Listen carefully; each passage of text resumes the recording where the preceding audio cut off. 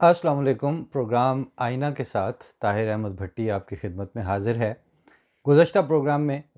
کچھ چیزیں high light کرنے کی کوشش کی تھی، اور وہ بعض چیزیں جو ہوتی ہیں وہ امر واقعہ ہوتی ہیں، لیکن چونکہ عام طور پر ان سے آپ کا واسطہ اور رابطہ نہیں ہوتا تو وہ نئی لگتی ہیں، وہ نئی ہوتی نہیں ہیں۔ They are very much there already, لیکن چونکہ آپ نے ان کو دیکھا نہیں ہے، ان سے آپ کا واسطہ نہیں پڑتا، یا اس کے سامنے آپ کے بالکل جو ہے وہ پردے تانے گئے ہوتے ہیں کسی ڈیلیبریشن کے تابع۔ اتفاقی حادثہ نہیں ہوتا، اور خاص طور پر جس ڈیلیبریشن اور جس نیت کے ساتھ اور پوری ارادے کے ساتھ 40-50 سال تک آپ نے پردے ڈالے ہوں، اس کو چھپایا ہو، حقیقت کو اس کو سامنے لانے سے گریز کیا ہو، اپنی جنریشن کو خود بخود جھوٹ پہ ڈالنے کے لیے آپ نے سسٹمیٹک ایفرٹس کی ہوئی ہوں، اس صورت میں بہت مشکل ہو جاتا ہے کہ جب وہی بات آپ کے سامنے آئے گی تو وہ تو آپ روشنی کتنی ان نیچرل چیز ہے، روشنی کو آپ کتنا کو فیبریکیٹڈ فینومینا سمجھتے ہیں، وہ تو سچ مچ میں ایک نیچرل فینومینا ہے، لیکن آپ ذرا لمبے عرصے کے لیے اندھیرے میں رہیں، یا اندھیرے کمرے میں بند رہیں، یا اپنی آنکھیں موندے رکھیں کافی لمبے ٹائم کے لیے، اس کے بعد آپ جب روشنی میں آئیں گے تو وہ روشنی آپ کو نہ صرف اجنبی لگے گی بلکہ آپ کو اریٹیٹ کرے گی۔ پہلے چند لمحے اس نے آپ کو اریٹیٹ ہی کرنا ہے، تا وقت کہ جو قدرت نے آپ کو فطری صلاحیت دیکھنے کی دے رکھی ہے، جو آپ کی سچ مچ کی آنکھیں ہیں، جن کو اللہ تعالیٰ نے ہر لحاظ سے ٹیون کیا ہوا ہے حقائق کے ساتھ، وہ جب کچھ دیر اس کے ساتھ سنکرونائز کر جاتی ہے، آپ کی آنکھ کی پتلی، آپ کے پپوٹے، یہ سارا اس کا جھپکنے کا فینومینا نارمل ہو جاتا ہے، اس کے بعد وہ روشنی نہ صرف آپ کو بھلی لگتی ہے بلکہ وہ روشنی آپ کو اسی طرح چیزوں کو زیادہ نکھار کے، زیادہ وضاحت کے ساتھ اور زیادہ ڈیٹیلز میں جا کے دیکھنے کا باعث بن جاتی ہے، وہ آپ کی ہیلپ فل ہو جاتی ہے، آپ کے لیے مددگار ہوتی ہے۔ بالکل اسی حوالے سے جو پچھلی دفعہ کی ہم نے بات کی تھی کہ آپ کو ایک پوتر نام دے کے، کیونکہ عامت الناس کا جو اس سے تعلق ہوتا ہے، اگر آپ جسٹ اپنے ارد گرد بیٹھے ہوئے کسی وقت مشاہدہ کر لیں، کسی وقت آپ تھوڑا سا جیسے ایک مجلس بیٹھی ہوئی ہے آپ کے 10-15 لوگوں کی، ان میں سے آپ دیانتداری سے پوچھنا شروع کر دیں، آپ کو بہت کم پرسنٹیج ملے گی جو روزانہ قرآن کریم پڑھنے کی عادی ہو، بلکہ یہاں تک کہ خوفناک حد تک اگر آپ اب کے جو اسکول گوئنگ بچے ہیں ان سے آپ جسٹ ناظرہ قرآن کریم کا ہی پوچھ لیں، اور جب ان کا جو لیول اوپر ہوتا جاتا ہے، یا ان کا جو سٹیٹس ہے فائنینشلی، وہ جس بیک گراؤنڈ سے آتے ہیں، وہاں آپ کو اس کا فرق واضح ہوتا چلا جائے گا۔ پھر آپ کے پاس اگر آپ نے قرآن کریم پڑھ ہی لیا ہے، نماز کسی نہ کسی طرح آپ کو یاد کروا ہی دی گئی ہے، اس سے آپ کا چونکہ روزمرہ واسطہ نہیں ہوتا، وہ روزمرہ واسطہ نہ ہونے سے اس کے ساتھ آپ یعنی بار بار جب آپ کے ذہن سے، آپ کے خیال سے، آپ کی کیفیت سے چیزیں گزرتی ہیں تو وہ اپنے معنی آپ کے مختلف حالتوں میں آپ کے اوپر واضح کرتی ہیں، ورنہ وہ ایک لفظ یا ایک لائن یا ایک آیت بن جائے گی آپ کے لیے، وہ اپنے رنگ تو اس وقت ظاہر کرے گی نا۔ ہمیں یاد ہے ہمارے ایک دوست کے والد صاحب کی وفات ہوئی تو شام کو ہم جیسے نماز جنازہ ہونی تھی تو مسجد مبارک میں جنازہ تھا، تو ہم ظاہر ہے چونکہ دوست کے والد کی وفات تھی تو ویسے بھی کبھی کبھی جاتے ہی تھے مغرب وہاں پڑھنے کے لیے، لیکن اس دن بطور خاص کے وہاں جنازہ ہے تو سارے آئے ہوئے تھے۔ اب وہ میرا دوست جو ہے وہ میرے ساتھ ہی کھڑا تھا مغرب کی نماز کے دوران، اور مولوی دوست محمد صاحب شاہد، انہوں نے اس دن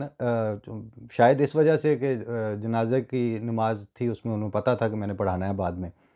یا ویسے اس دن ان کے انتخاب میں وہ والا حصہ آیا، وہ والی قرآن کریم کے آیات جس میں وہ ہے کہ وَلَنَبْلُوَنَّكُمْ بِشَيْءٍ مِّنَ الْخَوْفِ وَالْجُوعِ وَنَقْصٍ مِّنَ الْأَمْوَالِ وَالثَّمَرَاتِ وَبَشِّرِ الصَّابِرِينَ الَّذِينَ إِذَا أَصَابَتْهُمْ مُصِيبَةٌ قَالُوا إِنَّا لِلَّهِ وَإِنَّا إِلَيْهِ رَاجِعُونَ۔ اس وقت کچھ سسکاریاں سننے کو تو ملیں اس نوجوان کی، لیکن جب کہیں وہ تدفین کے بعد واپس آ رہے تھے تو اس کو چونکہ قرآن شریف آتا تھا، اس کا ترجمہ پتہ تھا، اور پھر یعنی اس کے علم اور ترجمے کے باوجود اس دن اس کی حالت وہ تھی کہ اس کا باپ فوت ہوا تھا۔ اس واقعے اور اس دکھ کے ساتھ جب قرآن شریف کی وہ آیتیں سنکرونائز کیں تو پھر اس نے کہا کہ اللہ تعالیٰ نے جو خوشخبری رکھی ہے وہ تو ان لوگوں کے لیے رکھی ہے کہ جن کے اوپر جب اس طرح کا ابتلا آئے، جان لینے کا یا اموال تلف ہونے کا یا ثمرات سے محروم ہونے کا، تو پھر وہ یہ کہتے ہیں کہ ہم تو اللہ ہی کے ہیں اور اللہ ہی کی طرف ہم لوٹنے والے ہیں۔ تو وہ جو آپ روزانہ سنتے ہیں انا للہ و انا الیہ راجعون، اس کی حالت کے ساتھ ایک تعلق بنا تو اس کے اندرون تک اس کی تاثیر اتری، اور پھر ایک جیسے ٹھنڈا پانی پڑ جاتا ہے ان کیفیات کے اوپر، اور وہ جلن کم ہوئی، اور اس کو نسبتاً موت کے بعد کرنا تو چپ ہی ہوتا ہے، لیکن وہ جو صبر جمیل ہے وہ تو شروع میں چپ کرنے سے آتا ہے نا۔ کافی دن رونے کے بعد جب آپ میں رونے کی اور جزا فضا کی استطاعت ہی نہ بچے، اس دن کے بعد کے صبر کو صبر کیا، مطلب صبر جمیل تو بہرحال اس کو نہیں کہیں گے۔ پھر یہ ساری چیزیں جو ہیں آپ کو اگر ختم نبوت اور احمدیوں کو اکٹھا کر کے ان کے خلاف نفرت کے اور سیاسی موبلائزیشن کے ٹول کے طور پر جب آپ خاتم النبیین کے سٹیٹس کو استعمال کرنا شروع کر دیں گے تو آپ کی نظر ان بدنیتی کے ساتھ تانے گئے پردوں کو چیر کر پیچھے جو آج صلی اللہ علیہ وسلم کی شان اور شمائل ہیں ان تک کہاں جائے گی؟ جیسے وہ ہے نا کہ شان حق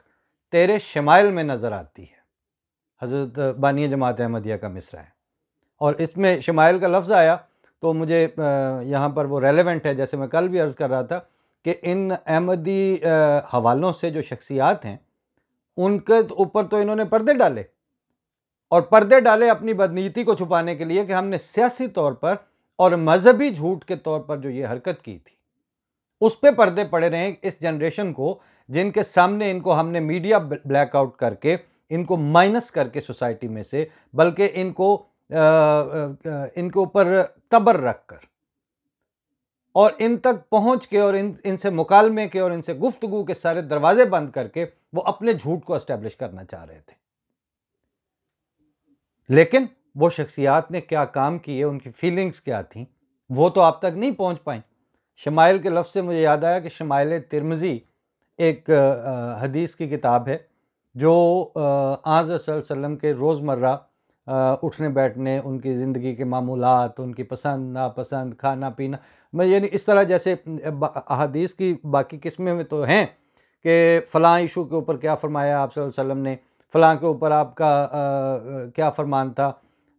تعلیمات کی بعض ڈیٹیلز، لیکن شمائل ترمذی کی کا خاصہ یہ ہے کہ وہ آن صلی اللہ علیہ وسلم کے روزمرہ کے معمولات، جیسے ایک عام چلتا پھرتا انسان بولتا کیسے ہے، اٹھتا بیٹھنا کیسے ہے، اسمائل کیسے دیتے ہیں، حلیہ مبارک کیا تھا، بال کتنے لمبے رکھتے تھے، کس طرح تھے، یہ تفاصیل اس میں آتی ہیں۔ تو ایک دفعہ یہ معمول تھا کہ ڈاکٹر عبدالسلام صاحب جب اٹلی سے لنڈن جاتے تھے ویکینڈ یا جب بھی وہ چھٹی کرتے تھے اپنے جہاں ان کا گھر تھا، فیملی رہتی تھی، اور سر ظفر اللہ خان صاحب کی بھی رہائش وہیں پہ ہوا کرتی تھی، اور وہ ریگولر ملتے تھے آپس میں، ایک دوسرے سے ناشتے پہ مل لینا یا کسی وقت ایک دفعہ ان کی ضرور اس وزٹ کے دوران ملاقات ایک معمول کے مطابق ہوتی تھی۔ اس میں ایک دن ڈاکٹر عبدالسلام صاحب نے ذکر کیا کہ میری بڑی خواہش ہے کہ کسی وقت شمائل ترمذی جو کتاب ہے آن صلی اللہ علیہ وسلم کی روزمرہ کے معمولات کے حوالے سے جو احادیث کی کتاب ہے، کہ اس کا میں یہ جو یورپ امریکہ میں اور دنیا میں اب آنے والی ہماری جنریشنز ہیں ان کے لیے انگریزی میں ترجمہ کر دوں۔ تو خیر یہ انہوں نے اپنی محبت اور اپنی خواہش کا اظہار کر دیا، بات آگے نکل گئی، وہ بھی چلے گئے۔ اس کے بعد کہیں ڈاکٹر صاحب آئے تو ڈاکٹر عبدالسلام صاحب بیمار ہو گئے اور وہ ہاسپٹلائز تھے، اور چونکہ اس پہلے معمول کے مطابق وہ نہیں جا سکے ان سے ملاقات کے لیے، تو سر ظفر اللہ خان صاحب رضی اللہ تعالیٰ عنہ وہ ان کا حال پوچھنے کے لیے ہاسپٹل گئے، اور وہاں پر جب ان کی ملاقات ہوئی تو انہوں نے کہا کہ حال احوال پوچھا، اور اس کے جب اٹھ کے آنے لگے تو انہوں نے ایک مسودہ دیا ان کو، ڈاکٹر صاحب کو، کہ میں نے سوچا کہ تم نے خواہش جو کی تھی وہ تو بڑی اچھی تھی اور میں بھی اس سے متفق تھا، لیکن مجھے یہ تھا کہ تمہیں سفر بھی اتنا درپیش ہوتا ہے، اور وہاں پر بھی آئی سی ٹی پی میں بھی سارا دن تمہاری مصروفیات ایسی ہیں دنیا بھر میں سائنسدان کمیونٹی کے ساتھ، تو پتہ نہیں تمہیں وقت مل سکے یا نہ مل سکے۔ تو وہ سر ظفر اللہ خان صاحب کہتے ہیں کہ میں چونکہ آئی واز ناٹ ویل، تو میں کچھ کہیں آنا جانا تھا نہیں میرا، تو میں نے سوچا کہ میں لیٹے لیٹے یہ کام تو کر سکتا ہوں، تو وہ جتنے دن میں بیمار رہا ہوں میں نے وہ ترجمہ کر دیا ہے، اور یہ اب آپ چھپوا سکتے ہیں۔ اب یہ اگر یہ کن دو کے ایک، یعنی سر ظفر اللہ خان بھی اور ڈاکٹر عبدالسلام بھی، آپ کے نزدیک جو آپ کو کنکاکٹڈ قسم کی انفارمیشن اور جھوٹ پھیلایا ہوا ہے آپ کے کانوں میں جو انڈیلا گیا ہے، اس کے مطابق وہ دونوں نان مسلم تھے، نعوذ باللہ من ذالک۔ وہ دونوں آن حضرت صلی اللہ علیہ وسلم کے خاتم النبیین کے ختم نبوت کے نعوذ باللہ منکر تھے، اور وہ دونوں نعوذ باللہ ایک ایسے شخص پر ایمان لا کے تو احمدی ہوئے تھے قبول کر کے، جو آپ کو سنائی گئی انفارمیشن کے مطابق نعوذ باللہ ثم نعوذ باللہ آپ کہتے ہیں کہ وہ گستاخ تھا۔ لیکن ان دونوں کی باہمی مکالمہ جو کہ ان کو جو بعد میں چھپ رہا ہے ان کی حوالوں سے، اور جو ان کے دل کی حسرتیں اور خواہشیں ہیں، اپنی اپنی فیلڈ، ایک انٹرنیشنل پائے کا عالمی عدالت انصاف کا صدر ہے، جج رہا ہے، وہ اقوام متحدہ کی جنرل اسمبلی کا صدر رہا ہے، یہ ان کا پروفائل ہے۔ ایک جو ہے وہ world class Nobel laureate physicist ہے، لیکن حسرت کیا ہے دونوں کے درمیان چل رہی کہ شمائل ترمذی کا کسی نہ کسی طرح انگریزی ترجمہ ہو جائے، جو کہ کر دیا پھر انہوں نے۔ گستاخ یہ حرکتیں کرتے ہیں، ان کے یہ کام ہوتے ہیں، ان کے یہ ایسپائریشنز ہوتی ہیں، اس طرح وہ اپنے مطلب ان کی جو للک ہے دلوں کی وہ اس طرح کام کرتی ہے۔ دوسرے نمبر پر وہ پاکستان ہوتے ہی اپنا منو بھائی سے جب ملاقات رہتی تھی وقتاً فوقتاً، ایک انٹرویو بھی ہوا ویسے بھی، تو مجھے کہتے ہیں کہ مجھے پتہ چلا ہے کہ آپ لوگوں نے ترجمۃ القرآن پہ جو کام کیا ہے اس جیسا تو ابھی دنیا میں کسی اور کو توفیق نہیں ملی۔ اس زمانے میں شاید ابھی 40-50 زبانوں میں ہوا تھا ترجمہ، تو کہتے ہیں کہ میرے علم کے مطابق فرینچ میں زبان میں بھی ترجمہ ہو گیا ہے، تو مجھے وہ چاہیے، تو وہ کسی طرح اس کا بندوبست کریں۔ تو وہ اس وقت سید عبداللہ شاہ صاحب مرحوم حیات تھے، اور وہی اشاعت کے انچارج تھے،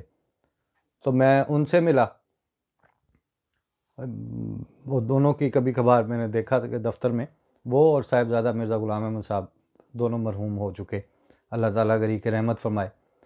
تو وہ دونوں بیٹھے تھے، اور آئی جسٹ انٹرپٹیڈ، تو میں نے کہا جی یہ ضرورت ہے، کہتے وہ یہاں سے تو نہیں مل رہا، دستیاب بھی نہیں ہے، تو وہ لکھوا جاؤ تو میں ارینج کر دوں گا۔ اب جس بندے کو،